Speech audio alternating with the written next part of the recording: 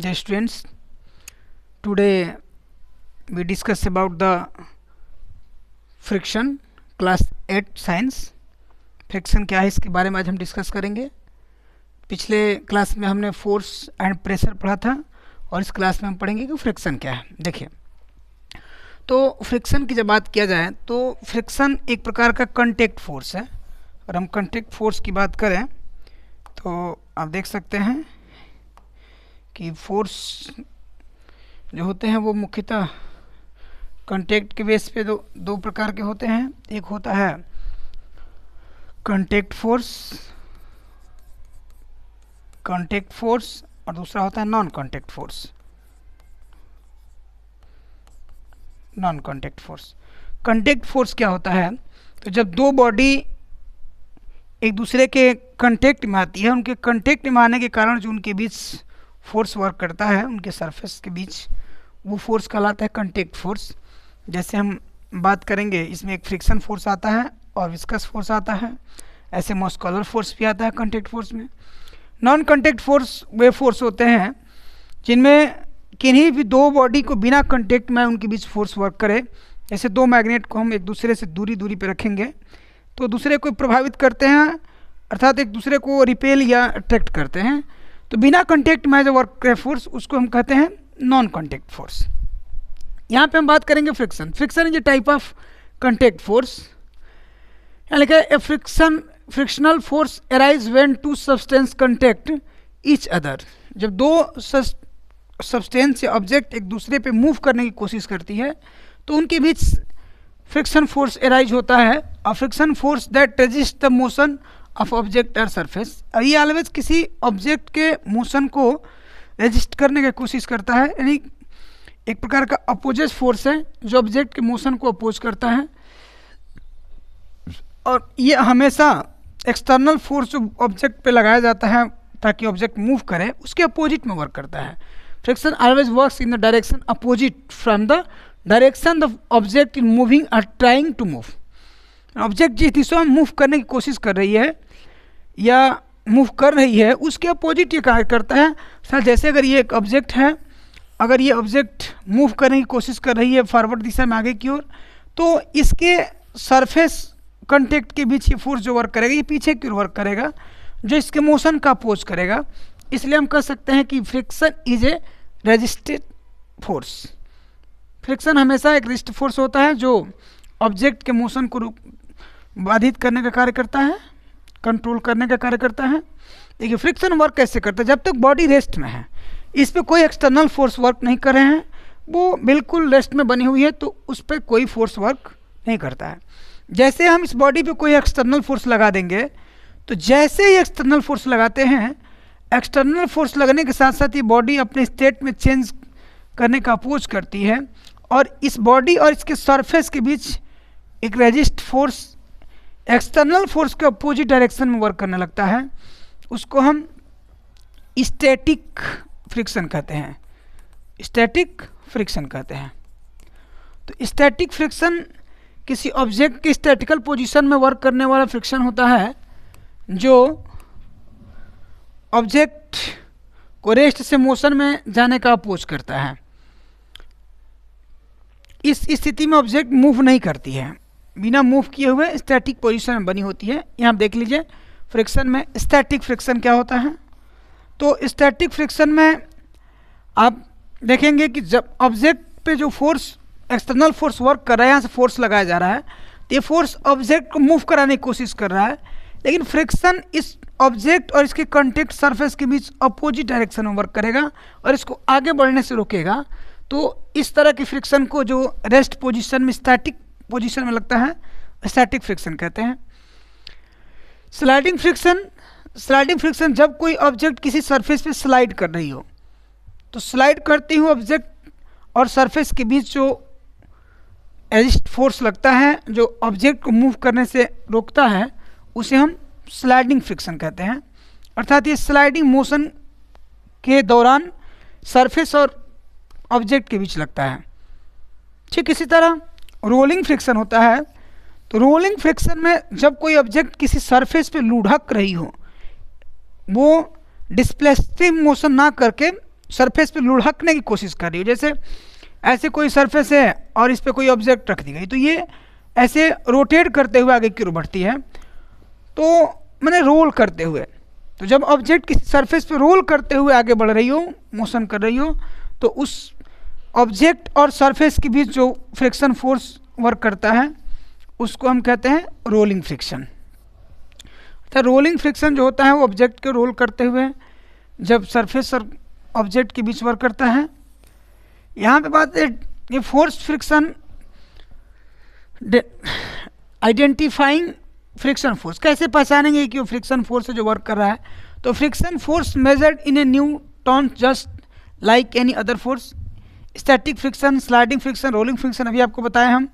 ये करें कि how to affects the friction, friction कैसे अफेक्ट करता है भाई। तो फ्रिक्शन अफेक्ट करता है कि जैसे आप किसी एक बॉल को लेकर के सतह पे उछाल दिए, जब बॉल को उछाल दिए तो आपको देखने को मिलता है कि बॉल क्या करती है। तो बॉल पहले ऐसे एक बार टप्पा खाई, टप्पा खाने के बाद फिर आगे टप्पा खाई, फिर टप्पा खाई, धीरे धीरे इसके टप्पे कम होते जाते हैं और फाइनली ये बॉल कहीं ना कहीं जाके रुक जाती है।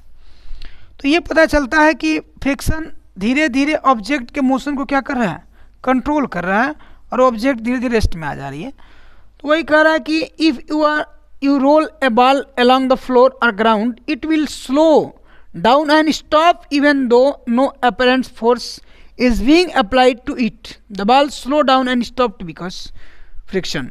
फ्रिक्शन के कारण धीरे धीरे वो बॉल रुक जाती है।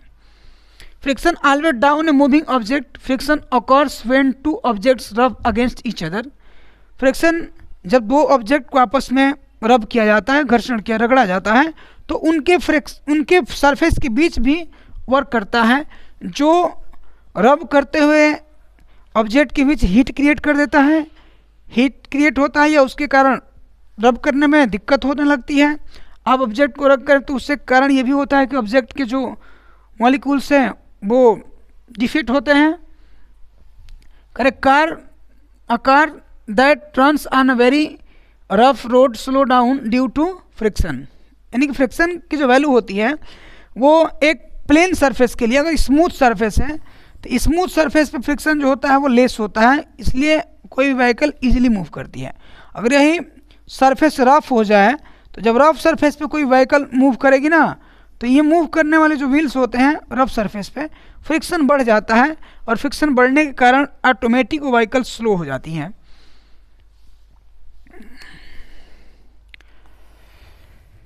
इसके बाद बात करते हैं डिपेंडिंग ऑफ फ्रिक्शन। फ्रिक्शन किन किन चीज़ों पर डिपेंड करता है, अगर इस पर हम बात करें तो देखिए फ्रिक्शन डिपेंड करने के लिए पहली बात कि अभी हमने कहा कि फ्रिक्शन डिपेंड करता है नेचर ऑफ सरफेस। जो ऑब्जेक्ट हम लिए हैं वो ऑब्जेक्ट किस सरफेस पे मूव कर रही है, उस ऑब्जेक्ट का नेचर क्या है और उस सरफेस का नेचर क्या, दोनों पे डिपेंड करता है। जैसे ये नहीं है कि अगर हम किस सरफेस में मूव करा रहे हैं तो मूव करता हुआ जो ऑब्जेक्ट है उसकी शेप साइज क्या है, सरफेस का नेचर कैसा है, इन दोनों पे डिपेंड करता है। तो ये correct friction depend on both of the surface in contact, यानी जो ऑब्जेक्ट मूव कर रही है उस ऑब्जेक्ट और साथ साथ जिस पे ऑब्जेक्ट मूव करे वो दोनों के कॉन्टेक्ट सरफेस पे डिपेंड करता है। कि अगर दोनों का कॉन्टेक्ट सरफेस स्मूथ है तो फ्रिक्शन की वैल्यू लेस होती है, और वो बहुत ज़्यादा रफ है तो फ्रिक्शन की वैल्यू हाई होती है। कि when the hockey puck slide on ice, a thin layer of water between the rubber and the ice allows the puck to slide easily।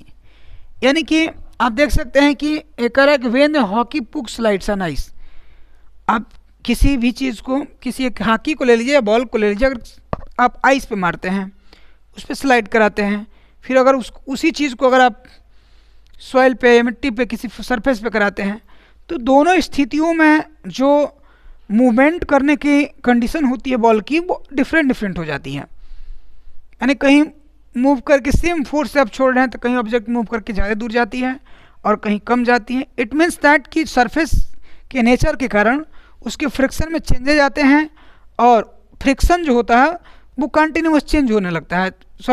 Friction के कारण बॉल की जो मोशन होती है वो धीरे धीरे चेंज होने लगती है। अब चेंज होती है तो किसी सरफेस पे बॉल पहले रुक जाती है और किसी सरफेस पे वो धीरे धीरे रुकती है। इट मीन्स दैट कि due to friction the force stop the motion, यानी बीइंग टू स्लो डाउन, धीरे धीरे वो स्लो होने लगती है ड्यू टू फ्रिक्शन। यानी फ्रिक्शन पे निर्भर करता है कि ऑब्जेक्ट कितनी दूरी तक मूव करेगी। जैसे ये दिया गया है आपको आइस लेयर पे या वाटर लेयर पे, दोनों पे आप देखेंगे तो दोनों का अलग अलग फ्रिक्शन होता है। दोनों स्थितियों में जो किसी बॉल की जो मूवमेंट होगी वो अलग अलग आएगी। अगर आप एक प्लेन सरफेस पे करा रहे हैं, फिर किसी ऑब्जेक्ट को रोल करा रहे हैं, और वहीं दूसरी जगह अगर ऑब्जेक्ट को किसी रफ सरफेस पे रोल कराएं तो रफ सरफेस पे ऑब्जेक्ट जल्दी स्टॉप हो जाती है, रुक जाती है, जबकि जो प्लेन सरफेस पे वो कुछ दूर तक जाती है, धीरे धीरे रुकती है ड्यू टू फ्रिक्शन, क्योंकि रफ सरफेस का फ्रिक्शन ज़्यादा होता है प्लेन सरफेस की अपेक्षा। अब ये करें फैक्टर्स अफेक्टिंग फ्रिक्शन, ऐसे कौन कौन फैक्टर हैं जो फ्रिक्शन को प्रभावित करते हैं। तो बात करेंगे फैक्टर अफेक्टिंग द फ्रिक्शन, तो friction depend on the materials properties such roughness, how is clean surface are and other factors. अभी हमने कहा जो फ्रिक्शन होता है वो दो मटेरियल्स के बीच डिपेंड करता है, एक जो जिस सरफेस पे मूव कर रहा है और दूसरा जो ऑब्जेक्ट मूव कर रही है। तो दोनों के जो सरफेस का नेचर है उस पर डिपेंड करता है friction. And nature of surface जो होता है, nature of contact surface of both body affecting the object, या it's the factor of friction. इसके कारण जो होता है ना फ्रिक्शन घटता बढ़ता है। अगर सरफेस का नेचर स्मूथ है, प्लेन है, तो वहाँ फ्रिक्शन लेस होता है, रफ है, खुरदरा है, तो उस कंडीशन में फ्रिक्शन ज़्यादा होता है। आगे करें friction depends upon two factors, friction दो फैक्टर पे डिपेंड करता है। वो कौन कौन से फैक्टर हैं भाई, तो nature of the surface in contact, अभी बताया गया कि जिस ऑब्जेक्ट जिस कंटेक्ट सरफेस मूव कर रही है, तो दोनों कंटेक्ट सरफेस का नेचर कैसा है इस पर डिपेंड करता है। स्मूथ है तो फ्रिक्शन लेस होगा, अगर रफ है तो फ्रिक्शन ज़्यादा होगा। एंड दूसरा how hard the surface press together, दूसरा कि जो ऑब्जेक्ट है सरफेस पे कितना हाईली प्रेस की जा रही है, उस पर लगने वाला प्रेशर क्या है। तो दोनों चीज़ों पे डिपेंड करता है कि उस पर जो प्रेशर फोर्स लगाया जा रहा है पर यूनिट एरिया पे कितना एरिया कवर कर रहा है। जैसे आप देखेंगे ना कि प्रेशर अगर एरिया लूज हो तो उस पर प्रेशर ज़्यादा वर्क करता है, एरिया कम हो तो प्रेशर ज़्यादा वर्क करता है, और एरिया ज़्यादा हो तो प्रेशर कम वर्क करता है। तो इस कारण ऑब्जेक्ट हार्ड और लूज हो वो भी इफ़ेक्ट करती है मोशन को। जैसे आप अगर सिंपल सी बात ले लें तो किसी कपड़े पर अगर एक गोली को आप रोल करा दें, तो ऐसे अगर उसको रोल करा के छोड़ देते हैं तो धीरे धीरे जाके बहुत दूर ना जा करके इजीली रुक जाती है। वही अगर किसी स्मूथ प्लेन फर्श पे अगर किसी गोली को आप रोल कराते हैं तो काफ़ी दूर तक जाती है, आपको देखने को मिलेगा काफ़ी दूर तक जाएगी और फिर भी वो स्टॉप नहीं होगी। जबकि किसी क्लॉथ पे अगर आप चादर पे इसको रोल कराते हैं तो कुछ दूर जाके इजीली रुक जाती है। इट मीन्स दैट कि जो चादर का सरफेस है वो लूज होता है, लूज सरफेस पे जो प्रेशर है ऑब्जेक्ट पे जो लगने वाला वो ज़्यादा हो जाता है, जिस कारण से ये रोल नहीं कर पाती है, फ्रिक्शन की वैल्यू बढ़ जाती है। जबकि स्मूथ सरफेस पे हार्ड सरफेस होता है, फ्रिक्शन घट जाता है तो इजीली निकल जाती है। ये सरफेस अब नेचर पे डिपेंड करता है। अब कह रहा है कि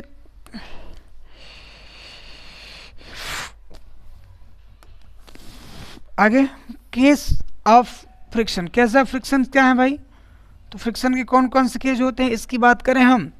देखिए यहाँ से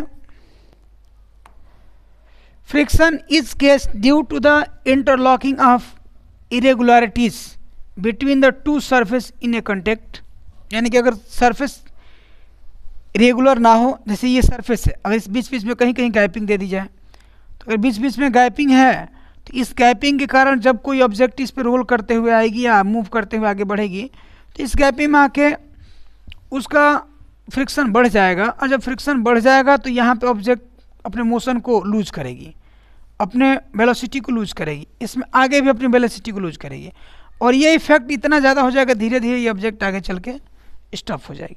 अर्थात जो इरेगुलर फ्रिक्शन है, इरेगुलर सरफेस है, इरेगुलर सरफेस भी फ्रिक्शन को बढ़ाते हैं जो ऑब्जेक्ट के मोशन को प्रभावित करता है।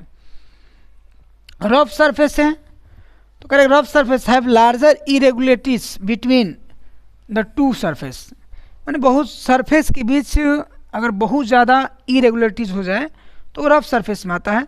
जैसे मान लीजिए कहीं कहीं रोड टूटी फूटी है तो टूटी फूटी रोड में इतने ना कंकड़ स्टोन्स पड़े होते हैं कि उसके कारण किसी भी व्हीकल को मूव करने में बहुत ज़्यादा कठिनाई का सामना करना पड़ता है, और इस कारण इसकी जो वेलोसिटी होती है धीरे धीरे going to slow down rough surface के कारण।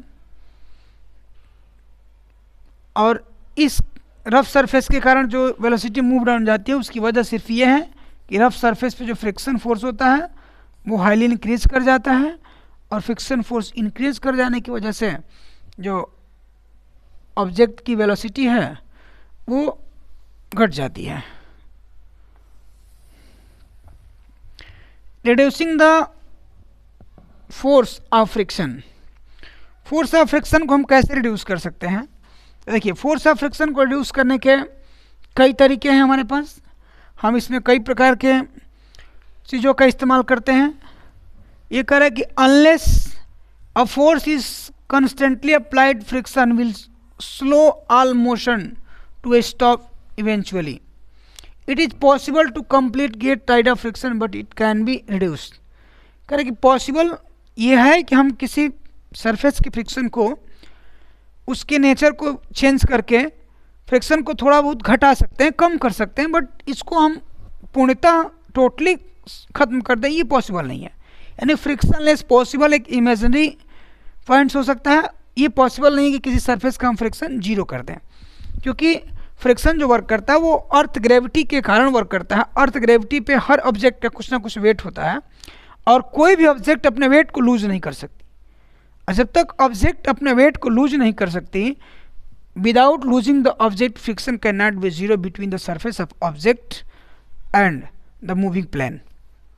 इन दोनों के बीच में कभी भी ये पॉसिबल नहीं है कि ऑब्जेक्ट अपने सरफेस और कंटेक्ट के बीच जो फ्रिक्शन वर्क कर रहा है उसको लूज कर दे। हाँ, उसके लिए ज़रूरी है कि हम सरफेस और ऑब्जेक्ट के नेचर में चेंजेस करके स्मूथ बना करके या उसमें ऑयलिंग करके कई तरीके से फ्रिक्शन को कम कर सकते हैं, घटा सकते हैं, लेकिन पूर्णतः उसको ख़त्म करना पॉसिबल नहीं है। आइडियल सरफेस पॉसिबल नहीं है। ठीक है, कह रहा है कि the friction between a soft the long pole in the picture and on outer part of machine produce a lot of heat. Friction के कारण ऐसा भी आप देखते हैं कि जब कहीं पर कोई जैसे रोलिंग मशीन है, ऐसे चल रही है, ये बार बार अगर रोटेट कर रहा है इसके बीच में, तो इस रोटेशन की वजह से जब बार बार इनमें सरफेस के बीच कांटेक्ट होता है और कांटेक्ट में वो एक दूसरे पे मूव करते हैं, तो इनके कारण जो फ्रिक्शन होता है, फ्रिक्शन के कारण हीट एनर्जी प्रोड्यूस होती है। हीट एनर्जी प्रोड्यूस होती है, और जब हीट एनर्जी प्रोड्यूस होती है तो यहाँ के जो भी पार्ट हैं मशीन के, इंजन के, ये जो आपको देखने को मिल रहा है यहाँ पे, ये वाला पार्ट जो दिख रहा है ना, इसमें इतना ना फ्रिक्शन होता है कि फ्रिक्शन, लार्ज फ्रिक्शन के कारण ये हीट हो जाते हैं। कभी कभी ऐसा भी होता है कि चिंगारी निकलने लगती है। अगर बहुत हल्का मटेरियल है तो उस कंडीशन में ये बर्न कर जाता है, यहाँ से आग भी निकलने लगती है। तो इसको हम सॉफ्ट करने के लिए इसमें कई प्रकार के ग्लिसरॉल, ऑयलिंग, इन सब का इस्तेमाल करते हैं, लुब्रिकेंट्स का इस्तेमाल करते हैं, ताकि लुब्रिकेंट्स लगा देने से इसका फ्रिक्शन लेस बना रहे। और जब फ्रिक्शन लेस बना रहेगा यानी कि रोलिंग के कारण इसमें हीट प्रोड्यूस होने की जो संभावनाएं हैं, पॉसिबिलिटीज़ जो हैं, वो कम हो जाएगी। और जब हीट प्रोड्यूस की पॉसिबिलिटीज़ कम हो जाएगी तो ये फायर करने से बचेगा। Correct, friction can be reduce by placing all bearings between the soft. Correct, इनके बीच बॉल बियरिंग का इस्तेमाल करके हम फ्रिक्शन को रिड्यूस भी कर सकते हैं। और बॉल बियरिंग में हम कई प्रकार की चीज़ें इस्तेमाल करते हैं, जैसे हम फ्रिक्शन को लेस करने के लिए लुब्रिकेंट्स का भी यूज़ करते हैं। आगे कह रहा है कि रिड्यूसिंग फ्रिक्शन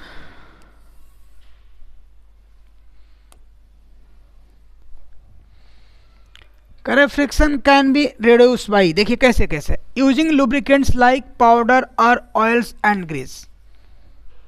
फ्रिक्शन को रिड्यूस करने के लिए हम या तो उस सरफेस पे पाउडर का इस्तेमाल करते हैं, ऑयल्स का इस्तेमाल करते हैं। ऑयल्स में आपने कई तरह के ऑयल्स देखे होंगे जिनका लुब्रिकेंट के रूप में यूज किया जाता है, ग्रीस यूज किया जाता है। ये कुछ स्मूथ ऑयलिंग मटेरियल्स होते हैं, सॉलिड में भी होते हैं और लिक्विड में भी होते हैं, जिसकी वजह से जो किसी दो कंटेक्ट सरफेस के बीच का जो फ्रिक्शन है वो लेस हो जाता है।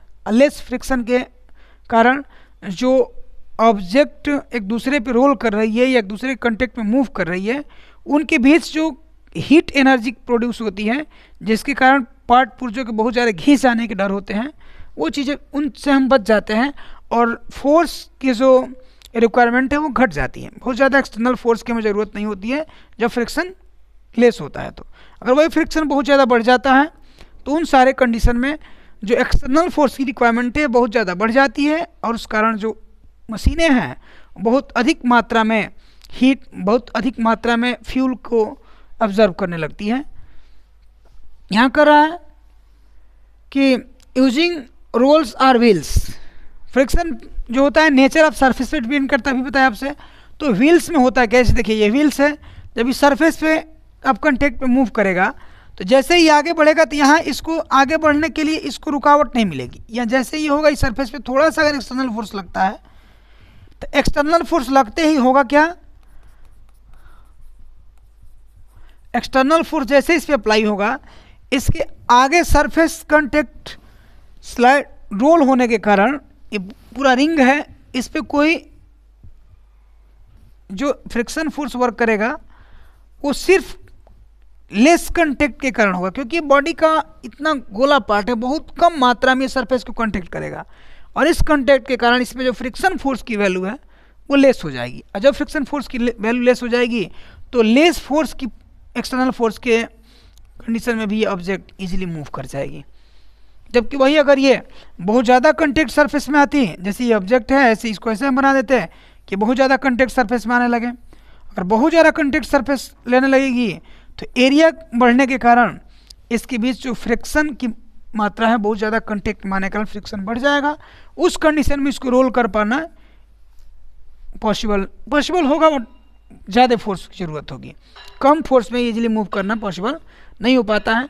तो इस चीज़ को दूर करने के लिए हम फ्रिक्शन के लिए करते क्या भाई, तो व्हील का इस्तेमाल करते हैं, व्हील्स का इस्तेमाल करते हैं। साथ साथ हम कोशिश ये भी करते हैं कि जो उसमें बॉल बेयरिंग का इस्तेमाल किया जाए। बॉल बेयरिंग, ये देखिए जिनको आप बेयरिंग कर रहे हैं इनका इस्तेमाल किया जाए, क्योंकि इस पे इजीली मूव करते हैं बॉल बेयरिंग।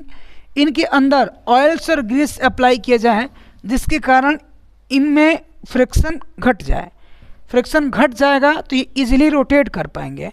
इनके इजीली रोटेशन के कारण ऑब्जेक्ट में रोलिंग आसानी से होगी और उस कंडीशन में ऑब्जेक्ट जो होगी वो काइनेटिक फ्रिक्शन लेस हो जाता है स्टैटिक फ्रिक्शन की अपेक्षा, और ये ऑब्जेक्ट इजीली मूव करने लगती है। ये तब पॉसिबल है जब हम व्हील्स को रिंग के साइज में बनाएं, सर्कुलर फॉर्म में बॉल बेयरिंग का इस्तेमाल करें, उनमें तरह तरह के हम जो फ्रिक्शन रिड्यूस करने वाले मटेरियल्स हैं, जैसे लिक्विड्स में भी कुछ हैं, सॉलिड्स में भी हैं, ग्रीस हैं, ऑयल्स हैं, लुब्रिकेंट्स हैं, इनका इस्तेमाल करें। यहाँ भी लिखा भी है कि wheels are used in vehicles to reduce the friction. Vehicle में व्हील का प्रयोग किया जाता है फ्रिक्शन को रिड्यूस करने के लिए। बॉल बेयरिंग का इस्तेमाल किया जाता है और तरह तरह के लुब्रिकेंट्स के इस्तेमाल किए जाते हैं। तो कहीं यहाँ पे फ्रिक्शन के कुछ हमें यूज भी प्राप्त होते हैं और कुछ फ्रिक्शन के हार्म भी हैं, नुकसान भी हैं और इनके लाभ भी हैं, दोनों चीज़ें हमें प्राप्त होती हैं। तो देखिए क्या होता है, इनके एडवांटेज क्या होते हैं। यूजफुल फ्रिक्शन, फ्रिक्शन यूजफुल कौन होता है भाई, इसकी बात जब हम करेंगे तो देखिए friction is useful for many of our daily activities, जिनमें से करेंगे it is possible to hold a tumbler due to friction between the hand and the tumbler. मैं कह रहे किसी चीज़ को जब हम पकड़ते हैं तो फ्रिक्शन की ज़रूरत होती है। जैसे पेन है, अगर इसके बीच फ्रिक्शन नहीं होगा, जब हम ऐसे पकड़ेंगे तो फ्रिक्शन के कारण ये जो अर्थ की ग्रेविटी है हर ऑब्जेक्ट को नीचे की ओर खींचती है। तो अर्थ की ग्रेविटी इसे नीचे की ओर खींच रही है। जब अर्थ की ग्रेविटी नीचे खींच रही है तो अगर हमारी फिंगर और इस पेन के बीच फ्रिक्शन फोर्स नहीं वर्क करेगा तो इजीली नीचे ये चली जाएगी, क्योंकि अर्थ की ग्रेविटी ऑलवेज लग रही है। आपको हमने बताया है कि W=mg, जो वेट ऑफ अर्थ है वो ऑलवेज हर पॉइंट पर वर्क करता है, क्योंकि वेट लेस होना पॉसिबल नहीं है।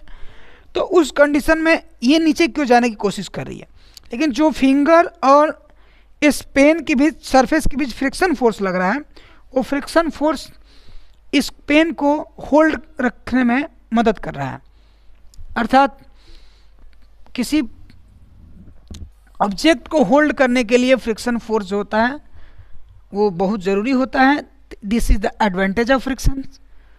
आगे कह रहा है कि friction between the feet and ground helps us to walk on ground. जैसे हम मूव कर रहे हैं तो मूव करती हुए ऑब्जेक्ट्स में हमें चलने के लिए फ्रिक्शन की ज़रूरत होती है, क्योंकि जब हम चलेंगे तो हमारे सरफेस ऑफ कंटेक्ट अर्थ पे आप चल रहे हैं तो रोड और पैरों के बीच आप शूज पहने तो उन दोनों के बीच एक फ्रिक्शन वर्क करता है। वो फ्रिक्शन जो हमें हमारे मोशन को तो अपोज करता है, लेकिन हमें आगे की ओर बढ़ने के लिए एक एक्सटर्नल फोर्स भी देता है। जैसे हम चलते हैं पृथ्वी पे, अपना पैर दबाते हैं तो न्यूटन्स थर्ड लॉ के अकॉर्डिंग ये रिवर्स करता है आपको आगे की ओर।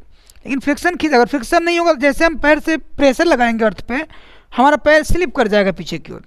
विदाउट फ्रिक्शन पैर स्लिप कर जाएगा। पैर जब स्लिप कर जाएगा तो उस सरफेस पे चलना इतना आसान नहीं होगा। अब देखते हैं कि जैसे कोई सरफेस है और किसी सरफेस पे ऑयल गिरा दिया गया, बहुत प्लेन टाइल्स वाइल्स लगे हुए हैं जिस पे ऑयल गिरा दिया गया, फिर आपसे कहा जाए चलिए, तो ऑयल वाले सरफेस पे चलना, जैसे आप पैर रखेंगे, आपका पैर को जितना आगे बढ़ने के लिए एक्सटर्नल फोर्स आप देंगे उतना रिक्वायर्ड फ्रिक्शन नहीं मिल पाएगा। जब सरफेस उतना रिक्वायर्ड फ्रिक्शन नहीं दे पाएगा तो रिक्वायर्ड फ्रिक्शन ना मिलने की वजह से ये जो एक्सटर्नल फोर्स होगा वो फ्रिक्शन का अपोज नहीं कर पाएगा। अब ये पीछे की ओर खसक जाएगा। जब पीछे की ओर खसक जाएगा तो आपको आगे बढ़ने में असुविधा होगी, आप गिर सकते हैं। अर्थात ये स्थिति आएगी कि वॉक कर पाना मुश्किल हो जाएगा।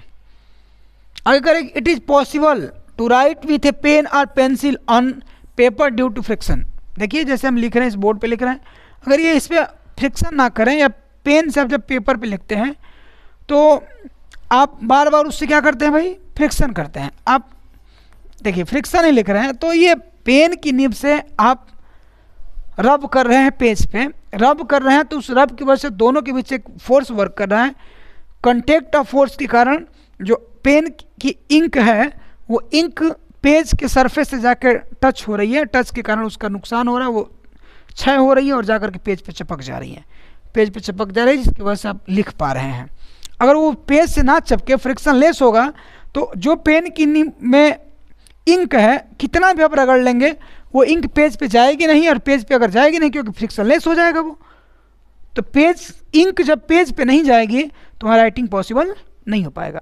अर्थात राइटिंग में भी पेन और पेज के बीच फ्रिक्शन होता है, जिस फ्रिक्शन के कारण जो इंक होती है इजीली ट्रांसफ़र हो जाती है पेज पे, और पेज पे ट्रांसफ़र हो जाती है, इस वजह से आप राइटिंग कर पाते हैं, वरना ही पॉसिबल नहीं होता। करें, it is possible to write on a black board due to the friction between the chalk and black board. Black board पे भी लिखते हुए आप देखते हैं जब चाक से हम इस पर लिखते हैं, स्केच करते हैं तो स्क्रैच करते हैं, तो स्क्रैच के कारण चाक और बोर्ड के सरफेस के बीच फ्रिक्शन होता है। उस फ्रिक्शन के कारण चाक अपने मटेरियल्स को धीरे धीरे एक्सपेंड करता है, यानी कि उसका चाक के जो मॉलिक्यूल्स हैं वो टूटते हैं और टूट करके बोर्ड से जाकर चिपक जाते हैं ड्यू टू फ्रिक्शन। जैसे लिख रहे हैं हम यहाँ, मान लीजिए यहाँ हम लिख रहे हैं फोर्स, तो फोर्स लिख रहे हैं तो ये तो आपका डिजिटल है, लेकिन आप बोर्ड पे जब ये चीज़ लिखेंगे तो चाक के जो मॉलिक्यूल्स सफ़ेद वाले मॉलिक्यूल्स हैं वो टूटेंगे, टूट के जाके बोर्ड पे चिपक जाएंगे ड्यू टू फ्रिक्शन, और वहाँ पे आपको फोर्स लिखा हुआ दिखाई देगा। अगर फ्रिक्शन नहीं होता तो ना तो ये चार्ट के पार्टिकल्स टूटते और ना टूट करके बोर्ड पे चिपकते, और राइटिंग पॉसिबल नहीं हो पाता। अर्थात ये फ्रिक्शन का एडवांटेज है। Friction is also important to anyone drive a car. ठीक है, जैसे हम फ्रिक्शन जीवन में बहुत इंपॉर्टेंस भी रखता है, कुछ इसके नुकसान भी हैं। हम कार ड्राइव कर रहे हैं, तो जब कार ड्राइव कर रहे हैं तो फ्रिक्शन फोर्स के कारण, जैसे हमारी कार ड्राइव हो रही, चल रही है आगे की ओर, अगर हम ब्रेक लगाते हैं तो कार बहुत जल्दी रुक जाती है, क्योंकि व्हील्स और सरफेस के बीच एक फ्रिक्शन वर्क करने लगता है। जैसे ब्रेक लगाते हैं तो मूव करना बंद करता है, उसकी रोलिंग फ्रिक्शन बंद हो जाती है। रोलिंग फ्रिक्शन बंद होते ही वो होता क्या है कि ऑब्जेक्ट काइनेटिक फ्रिक्शन में आ जाती है, स्लाइडिंग करने की कोशिश करती है, और उस सरफेस पे स्लाइडिंग फ्रिक्शन का मान बढ़ जाता है। और जब स्लाइडिंग फ्रिक्शन का मान बढ़ जाता है तो धीरे धीरे बहुत कम दूरी में जा करके ऑब्जेक्ट रुक जाती है। अगर फ्रिक्शन नहीं होता तो जो ऑब्जेक्ट एक बार मूव कर गई, वो मूव करती हुई ऑब्जेक्ट लाइफ टाइम मूव करती रहती है। विदाउट फ्रिक्शन उसका रुकना पॉसिबल नहीं है।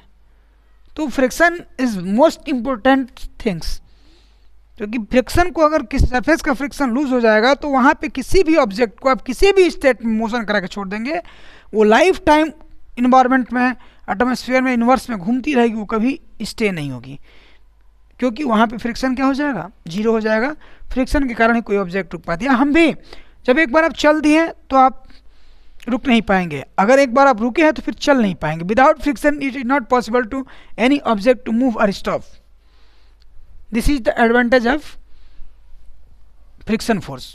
अगर grow tyres allow space of water with the channelled way from the road tyre contact point allowing for more friction in wet condition.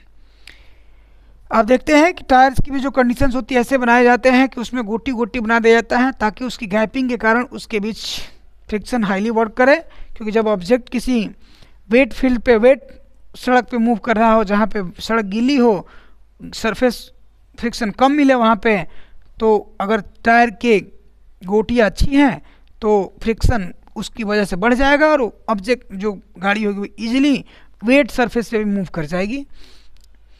Shoes are design to increase the friction between their soles and the surface. आप देखते हैं कि shoes जो बनाए जाते हैं, shoes का अगर ये वाला पोर्शन आप देखेंगे तो आपको देखने को मिलेगा ना कि अगर शूज का नीचे वाला पोर्शन ऐसे बना है तो इसमें आप देखेंगे कि इसके अंदर ऐसे गोटी गोटी बनाई जाती है कुछ चीज़ें, क्योंकि जब ये सरफेस रफ किया जाएगा ना तो रफ सरफेस के कारण इसमें फ्रिक्शन की मात्रा जो होगी वो बढ़ेगी। और जब ये फ्रिक्शन की मात्रा बढ़ेगी ना तो ड्यू टू फ्रिक्शन जब इंक्रीज करेगा, तो इंक्रीज ऑफ फ्रिक्शन, जब आप सरफेस पे पैर रखेंगे, पैर रख के आगे को चलने की कोशिश करेंगे, तो जितनी रिक्वायर्ड आपको फोर्स के लिए, रिक्वायर्ड फोर्स, एक्सटर्नल फोर्स को अपोज करने के लिए फ्रिक्शन चाहिए, वो इससे मिलेगा जो शूज के बीच में रफ सरफेस बनाया गया है नीचे की ओर। अगर इसको टोटली प्लेन कर दिया जाए तो जितना प्लेन पे हमें चाहिए था फ्रिक्शन, उतना फ्रिक्शन इसको नहीं मिल पाएगा और उस कंडीशन में हमारा पैर पीछे की ओर हट जाएगा। अर्थात जो शूज होते हैं वो इस प्रकार से डिजाइन किए जाते हैं कि वो फ्रिक्शन को इंक्रीज कराएं, क्योंकि उसके नीचे छोटी छोटी गोटियाँ होती हैं, कटे कटे पार्ट होते हैं जो फ्रिक्शन को बढ़ा देते हैं, और सोल्स और सरफेस के बीच जो फ्रिक्शन वर्क करता है वो उतना रिक्वायर्ड होता है जितना हम अपने पैरों से फ्रिक्शन लगाते हैं, ताकि वो अपोज कर सके और पैर पीछे की ओर स्लिप ना हो। आगे हम बात करेंगे फ्रिक्शन एंड एनर्जी क्या होता है, ये देखते हैं हम।